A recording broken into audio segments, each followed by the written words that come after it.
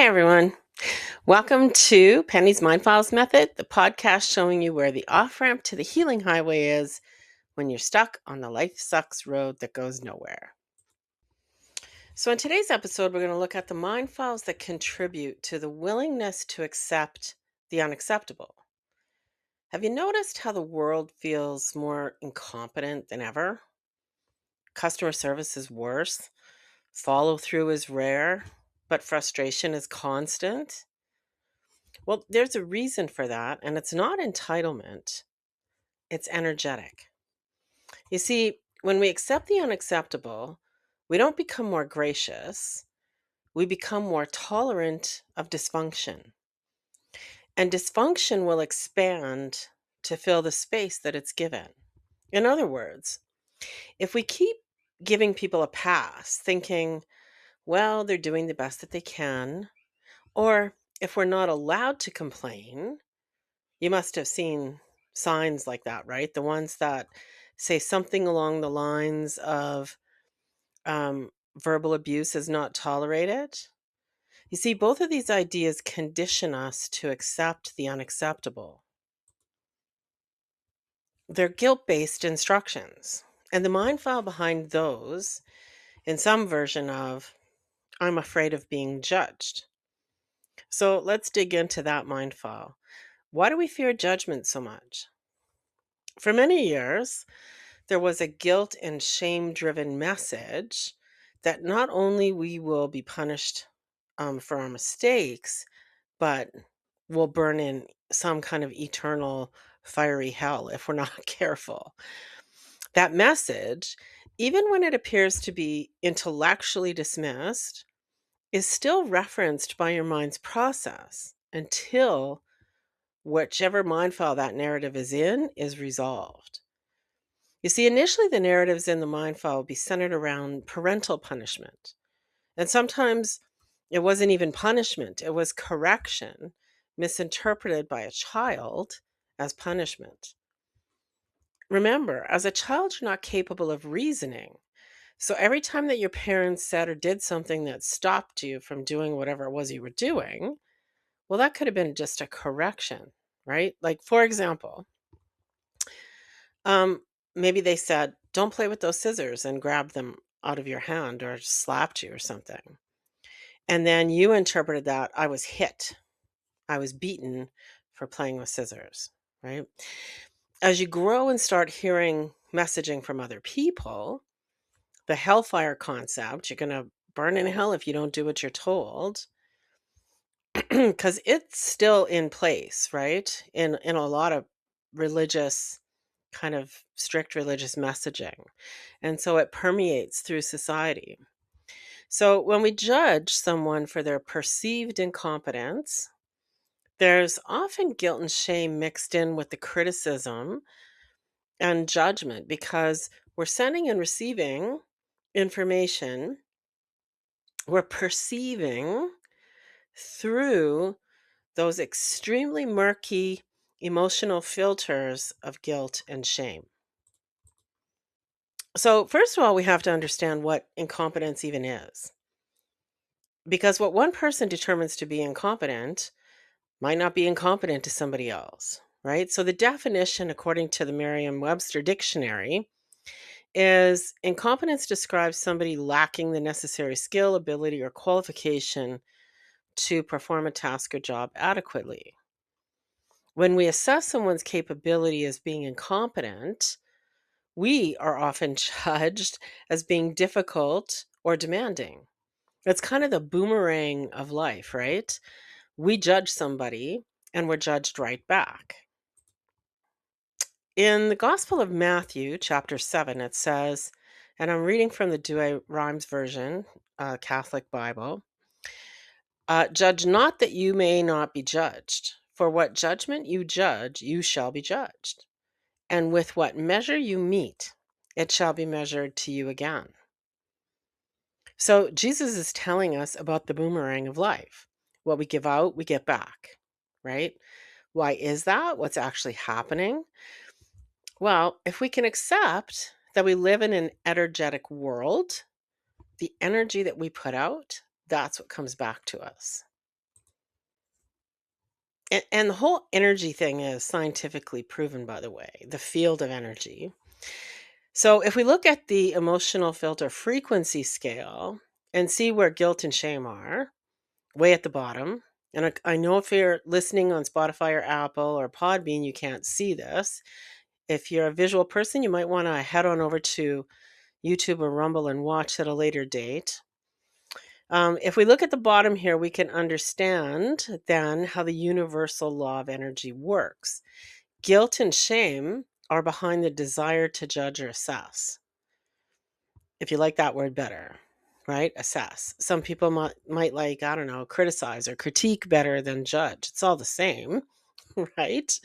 It's the same action. You're just using a different word to describe what you're doing. If we decide that somebody is incompetent, we're assuming that they're lacking the skill required to do the job. Maybe they are, but more likely they weren't trained properly. Way back when I worked in the corporate world and I was in management, and I had a different philosophy than most of the managers I worked with and the owners, because in my mind it made sense to me that if everybody understood why I was asking them to do a certain task a certain way, they were less likely to dismiss it and more likely to cooperate. Ultimately, they did their job better. It's kind of the same with everything, right? Like if you understand something, the desire to dismiss it as kooky vanishes. But what about conditioning? Well, when management either doesn't have the time or the ability to train their employees, and there's all kinds of managers who fit into both of those categories, they might come up with this refusal to be criticized by whoever they're dealing with, the general public or whoever it is. So they'll put up signs like this one that says, we're not going to give you even the opportunity to criticize our failures. And the first time that those signs started popping up in offices and people didn't push back, that we collectively agreed to accept the unacceptable. So, why is it unacceptable? Well, because then there's no accountability for the worker or management or the owners. There's no accountability. And if there's no accountability, well, apathy grows. And where's apathy? Yeah, right above guilt and shame, way at the bottom of the emotional filter frequency scale. So, as soon as companies and organizations and institutions and everybody, when they decided that they refuse to be criticized, they're ultimately saying professionalism and excellence is optional. And when you say that, the standards drop. We see it everywhere, right? Retail service, customer support, in the trades, right? Here in Canada, we see it in our healthcare system a lot. The wait times are completely unacceptable, but what? People just accept, well, that's the way it is. They feel powerless to do anything about it. So when standards drop, dysfunction seeps in and it'll grow to fill that space. Whatever space that it's given, it'll grow and fill that up. So what happens then is people become increasingly more frustrated. The workers are frustrated because they know they're not doing the best job that they can. And which emotions are attached to that? Well, guilt and shame, right? At the bottom of the scale.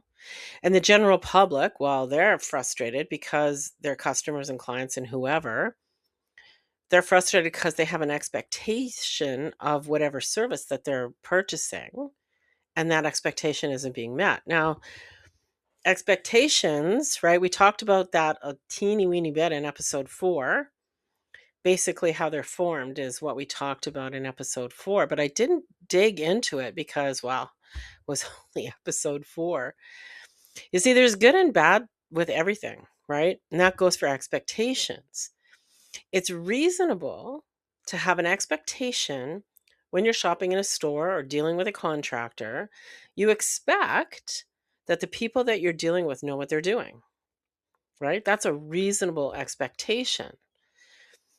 An unreasonable expectation happens when you assume, say, a friend or a family member, somebody that's close to you, you assume that somehow they just magically know that you have an expectation and what you're thinking and what you're wanting. And then when they don't provide that, whatever it is that your expectation is, well, then you're the one disappointed. Well, you created that disappointment yourself through the expectation. That's an unreasonable, right? Because your expectation wasn't stated, like they didn't have a clue. So you're the one disappointed because they had no idea what you wanted. That's unreasonable.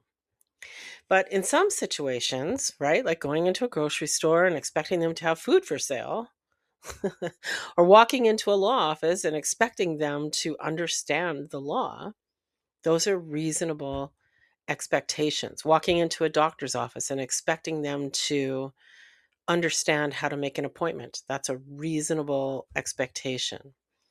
So if we lower our expectations because we're vibrating way down at the bottom of the emotional filter frequency scale in shame or guilt or apathy, whichever of the bottom three, if we're denying ourselves because we don't want to be seen as the problem or difficult or unkind, then we're willingly agreeing to sacrifice our reasonable expectations because of guilt and shame that may or may not be valid. So then what happens, eventually you become angry, which is reasonable. It's a reasonable consequence of denying yourself. Why? Because look where anger is. It vibrates higher on the emotional filter frequency scale than apathy or guilt or shame. It's way up. Like, look how far away it is. Anger is above fear and grief and craving or longing, whichever word you like better there. So when you get to that vibrational frequency of anger, you're 3 steps away from healing. So let me say that again. When you're vibrating in anger, you're well on your way to healing. See, many people think that anger is bad, but again, right, there's good and bad in everything, and that includes anger. The good part is sometimes referred to as righteous anger. See, that's when we recognize that we matter and that our desires and needs are as valid as anyone else's. But what happens more often than not, we hit anger and then we feel guilty for feeling angry. And then we drop all the way back down to that guilt and shame area. We're way at the bottom again. So we get stuck in this negative feedback loop of guilt and shame. We start making our way up to anger and then, woo, we feel bad and then right back down. So we override what we know to be true. And then we accept this dysfunction as normal. Eventually, you're going to get angry again because we know that dysfunction isn't normal. And we know that dysfunction isn't safe. So as soon as we recognize that, then we add fear to the mix because, oh, dysfunction isn't safe. That right away, even the word safe triggers fear files. So now we're holding on to all of them, fear and grief and apathy and guilt and shame, all in our energetic space. So that energy goes out and comes back. But when it goes out, it's absorbed by other people. So have you heard of people who claim to be empaths? Right? They think that they absorb other people's energy more intensely than others. Maybe they do.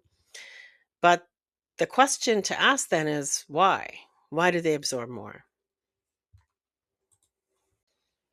So when we look at it from an energetic perspective, it's likely because they're beginning to move up the emotional filter frequency scale and they're consistently vibrating in courage.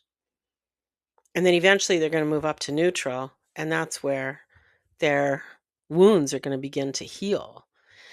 You see, everybody absorbs other people's energy. The difference is where that mutual energy is. If it's at the bottom in shame and guilt, then there's not going to be a lot of good coming out of that, right? So, how do we climb out of that collective frequency of accepting the unacceptable? How do we move up? How do we start to shift back to accountability and reaching for excellence? Well, we have to resolve the mind files in our own fear cabinet that deal with the guilt and the shame and the apathy and the grief that we're carrying. And we have to move up the emotional filter frequency scale to neutral because that's where healing starts. When we heal, we encourage others to heal because as we shift our energies higher, the higher frequency then starts to touch others, right? When we work through our own fear files, we start creating reasonable boundaries. We establish and recognize our personal standards, and we establish and recognize what is and isn't acceptable in ourselves. See, now here's the best part. Once we've done the work and resolved the mind files that were keeping us stuck in those lower frequencies, well, we gain some understanding and compassion and wisdom, right? Because as we move up the emotional filter frequency scale, we understand ourselves better. And when we understand ourselves better, we understand others better. That's the golden rule, right? Isn't it? Do unto others as you would have them do unto you. But for that rule to work properly, like everybody has to be sending and receiving through clear filters, right? Meaning that you have to be vibrating, at least at neutral and if not higher. So I want you to think about some things. So just think about over the last week and ask yourself, where have I chosen to accept the unacceptable? So get your journal out and journal about it.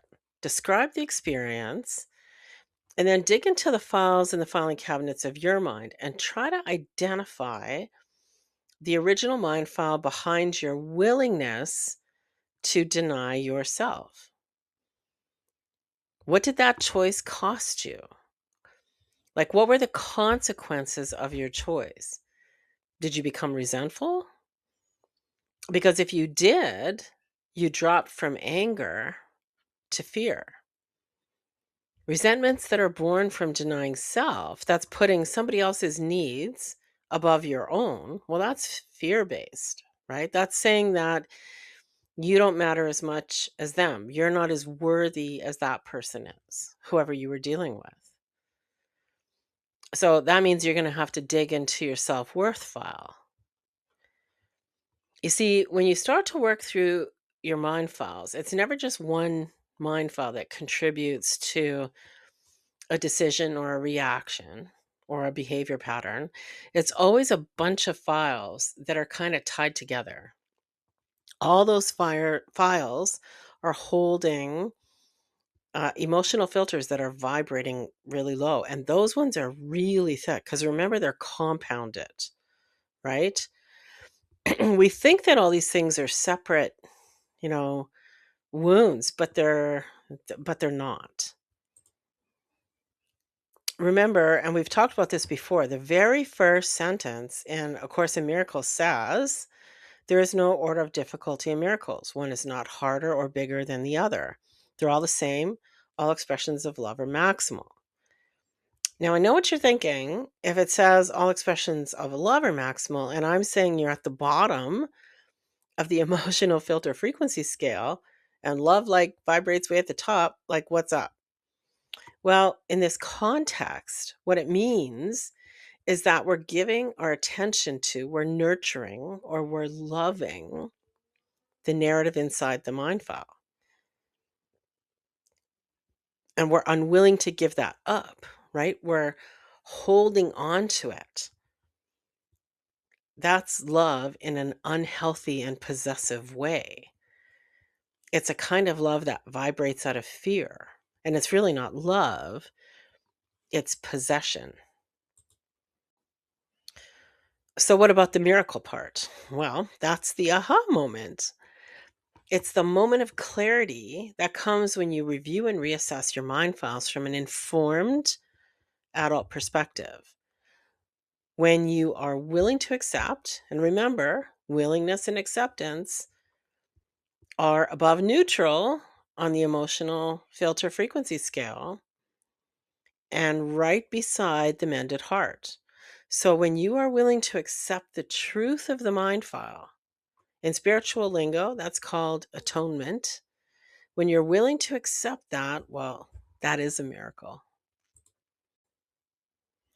Okay, so that's it for today. Let me know what you think. Get in the conversation, right? We all grow when we participate in healing conversations. Don't be afraid to engage. There's no guilt or shame or judgment here. If you haven't yet listened to earlier episodes, I really encourage you to start at the beginning and then work your way up to this one. Because every time that you listen to them, you're going to hear something different.